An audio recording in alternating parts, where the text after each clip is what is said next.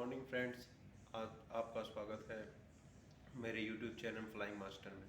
कल हमने जो है स्टडी किया था क्लास 8 क्लास का परिमेय संख्याओं को जोड़ना। दो तरीके सीखे थे हमने। एक था कि हम एलसीएम लेके लसाअ निकालने के बाद परिमेय संख्याओं को जोड़े, और दूसरा था हमारा कि संख्या रेखा द्वारा परिमेय संख्याओं को जोड़ना।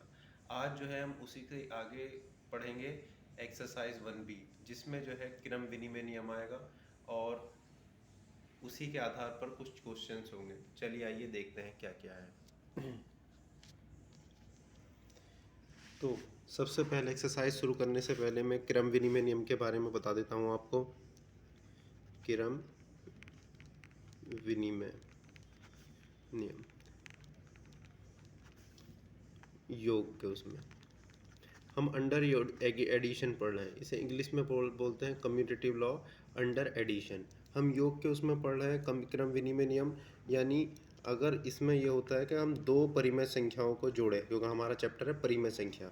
तो अगर हम a प्लस बी, ए और बी परिमेय संख्या हैं, इन दोनों को जोड़ें और वो b प्लस ए के बराबर आ जाए, तो हमारा क्रम विनिमय नियम जो है वो लागू हो रहा है इस पर अंडर एडिशन। ये परिमेय संख्या यहाँ पर 12th क्लास तक जो है ये a प्लस बी जो है वो b प्लस ए के बराबर आएगा। जब आप 12th के बाद जाओगे ग्रेजुएशन में, तो ये जो है थोड़ा सा डिफरेंस आने के चांसेस होते हैं। खैर फिलहाल अभी हमें इस पर ज़्यादा डिफरेंस पे जाना नहीं है। हमें जो है a प्लस बी जो है वो b प्लस ए के बराबर ही आएगा। अब आते हैं हम एक्सरसाइज पे। एक्सरसाइज 1B, इसमें दिया हुआ है हमें कि हमें सत्य और असत्य छांटने हैं। तो हमारा पहला क्वेश्चन है -4/5, ब्रैकेट में -4/5 है, प्लस दूसरे ब्रैकेट में -4/5 है, और बराबर में है -8/5। तो क्या ये ट्रू है या फॉल्स है? तो हम जब भी ट्रू और फॉल्स या इक्वल में दे रखा हो और उसे कैलकुलेट करना हो, प्रूफ करना हो, तो हम क्या करते हैं, बड़ी वाली साइड लेते हैं। ये वाली साइड होती है LHS, और जो बराबर के राइट साइड में होती है ये होती है RHS, राइट हैंड साइड। तो हम हमेशा उस साइड को लेते हैं जो बड़ी हो। तो बड़ी है यहाँ पर LHS, तो हम LHS लेंगे। LHS को कैलकुलेट करके हम देखेंगे कि वो RHS के बराबर आ रही है या नहीं। अब यहाँ पर बीच में प्लस का निशान है, -4/5 -4/5, ये जो है परिमेय संख्याएं हैं। तो हम क्या करेंगे, इन्हें ब्रैकेट को ओपन करेंगे सबसे पहले, -4/5 प्लस की माइनस से मल्टीप्लाई, माइनस के 4/5। यहाँ पर एलसीएम आ जाएगा हमारा 5। 5 से 5 को डिवाइड करेंगे तो आएगा 1 मल्टीप्लाइड बाई ऊपर वाला माइनस के 4। ये माइनस का निशान है। 5 से 5 को डिवाइड करेंगे आएगा 1 मल्टीप्लाइड बाई ऊपर वाला 4। अब आगे हम करेंगे मल्टीप्लिकेशन करेंगे, प्लस की माइनस से मल्टीप्लाई होगी, माइनस 4 × 4। इसी तरीके से 4 × 4 अपॉन 5, -4 और -4 जुड़ कर आ जाएंगे -8/5। दोनों अगर एक से साइन हो तो वे जुड़ जाते हैं, माइनस माइनस। अगर जो प्लस होता है यहाँ पर एक माइनस तो घटते। अब हमारी ये -8/5 और हमारे राइट साइड में भी -8/5 है, यानी LHS जो है वो हमारे RHS के बराबर आ गई। अतः यह प्रूव हो गया, यानी ये सत्य ट्रू आ गया है हमारा ये पहला ऑप्शन। अगला क्वेश्चन है कि -6/7 + 6 परिमेय संख्या नहीं है। तो ये बात असत्य हुई, क्योंकि कितनी भी संख्याएं अगर इसमें यहाँ पे जोड़ा जा रहा है, -6/7 भी परिमेय संख्या है और 6 भी परिमेय संख्या है। 6 के नीचे एक लिख लो, P/Q के रूप में आ रही है।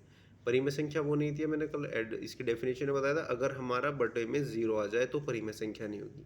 तो यहाँ पर इसके बटे में 7 है, यहाँ पे इसके बटे में 1 है, तो दो परिमेय संख्याओं का योग परिमेय संख्या ही होता है।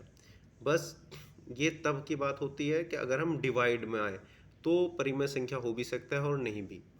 खैर हमें यहाँ पे योग के बारे में कहा गया है तो ये परिमेय संख्या होगी, और ये कह रहा नहीं है तो ये बात असत्य होगी। अब अगले क्वेश्चन पे चलते हैं हम। यहाँ पर हमें दे रखा है नेक्स्ट क्वेश्चन,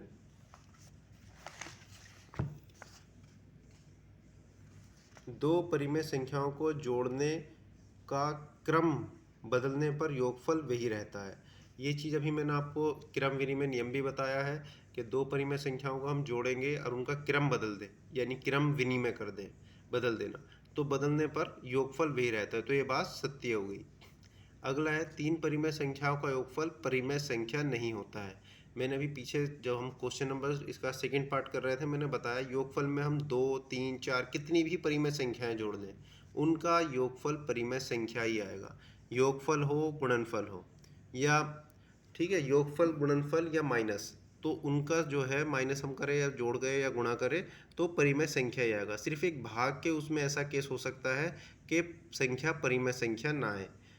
जैसे कि अगर जो हम ले लें यहाँ पे भाग के केस में क्या हो सकता है, अगर हम भाग करें कि भाई 2 परिमेय संख्या है, एक 5 है और एक है हमारा 0, तो हम 5 को 5/0/5 जो है वो 5/0 के बराबर नहीं होगा, क्योंकि अगर कोई ऊपर संख्या होती है 0 से भाग दे तो वो आता है अनंत, इनफाइनाइट, अभी कैलकुलेट नहीं हुआ। तो ये चीज़ अभी तुम आप 12वीं में जाके पढ़ोगे, अभी आपके उसमें नीचे ही आएगा। तो खैर हम यहाँ पर जोड़ का देख रहे हैं, तो योगफल में परिमेय संख्याओं का योगफल परिमेय संख्या ही होगा। वो 2 हो, 3 हो, 4 हो, 5 हो, हम कितनी परिमेय संख्याओं को जोड़ेंगे, तो इसलिए ये नहीं कह रहा, तो ये असत्य हुआ। अब आते हैं हम क्वेश्चन नंबर 2 पे। निम्नांकित परिमेय संख्याओं को जोड़कर बताइए कि योगफल परिमेय संख्या है अथवा नहीं। तो हमारी परिमेय संख्या है या नहीं, हाँ ये तो सीधी सी बात है, अभी मैंने ऊपर ही बताया कि जोड़ो घटा लो या गुणा कर लो, वो दो परिमेय 3 है, सबकी जो है संख्या परिमेय संख्या ही आएगी। लेकिन यहाँ पे जोड़कर बताना है हमें, तो पहले हम जोड़ लेंगे। जोड़ने के लिए इसके नीचे 1 लेंगे, इसे प्लस कर देंगे। यहाँ पर जोड़ना मैंने आपको बताया ही है, तो आप लोग जो है इसे जोड़ के दिखा देना कि हाँ जी परिमेय संख्या है। अब दोनों पक्षों को हल करके सत्यापित कीजिए कि ये जो है बराबर आ रहे हैं। देखो बराबर का मतलब होता क्या है, बराबर का मतलब होता है एक तराजू। तराजू सभी ने देखी होगी, हम मार्केट से सामान लेने जाते हैं तो मार्केट जब हो उसमें क्या है कि ये बराबर का निशान अगर बराबर का लगा हुआ है निशान, तो दो संख्याओं के बीच में बराबर का निशान लगा हुआ है, तो इसका मतलब ये है कि जितना वज़न इस तरफ रखा हुआ है उतना ही वज़न यहाँ पर भी है। ये हो सकता है कि यहाँ पर आलू टमाटर रखे हो भाई, आलू टमाटर, और यहाँ पर आपकी गाजर या मूली रखी हो, गाजर मूली, लेकिन दोनों का वज़न अगर बराबर होगा तो ही हम यहाँ पे बराबर कहेंगे हाँ जी दोनों चीज़ें बराबर हैं। अब आते हैं हम यहाँ पे सवाल पे, भाई इसका मतलब क्या हुआ। यहाँ पर देखो -5/8 है और मतलब 5/8 है, आलू समझ लो, ये आलू रखे हैं, तो आलू यहाँ पर देखो राइट साइड में ये बराबर का निशान है, इसके इस तरफ आलू भी रखे हैं -5/8। 9/13 टमाटर रखे हैं, तो 9/13 टमाटर, ये तो दोनों बराबर ही है। तो ये जो है सत्यापित करने के लिए एलसीएम लेके कर सॉल्व कर लेना, तो ये दोनों सत्यापित हो जाएगा। इसी तरीके से यहाँ पर 3 यहाँ पर भी है, 3 यहाँ पर भी है, -7/12 यहाँ पर भी है, -7/12 यहाँ पर भी है, तो ये भी सत्यापित है कि ये LHS जो है वो RHS के बराबर आएगी ही आएगी। थर्ड पार्ट है -4/7 प्लस के 1/4, फिर प्लस के 7/-16, तो -4/7 जो है यहाँ पर दे रखा है, -4/7 यहाँ पर भी है, 1/4 यहाँ पर है और यहाँ पर भी है, 7/-16 यहाँ पर भी है, -7/-16 यहाँ पर भी है। लेकिन एक बोर्ड मास रूल होता है कि पहले हम जो है ब्रैकेट के अंदर वाले को सॉल्व करते हैं। तो यहाँ पर जब हम LHS सॉल्व करेंगे तो पहले हम इन दोनों का LCM लेके सॉल्व करेंगे, और RHS में जब हम सॉल्व करेंगे तो पहले हम इन दोनों को सॉल्व करेंगे, उसके बाद इसे ऐड करेंगे। खैर आंसर दोनों का सेम ही आएगा। यदि A और B दो परिमेय संख्याएं हो तो A + B बराबर -15/11 हो तो B + A का मान ज्ञात करो। अभी क्रम विनिमय नियम बताया था मैंने कि A + B जो है वो बराबर होता है B + A के, ठीक है। अब A + B का मान हमें दे रखा है -15/11, तो B + A का मान भी -15/11 ही होगा। ये इसका आंसर हो जाएगा, B + A का मान भी -15/11। अब इसमें है निम्नांकित परिरिक्त स्थानों की पूर्ति अभ्यास पुस्तिका में कीजिए। तो ठीक है, -12/7 यहाँ पर रखा हुआ है, 12/7 यहाँ पर है, इस यहाँ पर हमारी खाली जगह है। तो यहाँ पर जब खाली जगह है तो 5/-11 यहाँ पर है, तो यहाँ पर भी हम -5/-11 रख देंगे दोनों बैलेंस करने के लिए। इसी तरीके से -10 है, इधर भी -10 है, 7/-7/12 यहाँ पर है, यहाँ पर भी -7/12 है, बचा क्या 5/6, तो खाली जगह में 5/6 आ जाएगा। अगला क्वेश्चन हम नेक्स्ट क्लास में करेंगे। आशा करता हूँ आप लोगों को ये समझ आया होगा।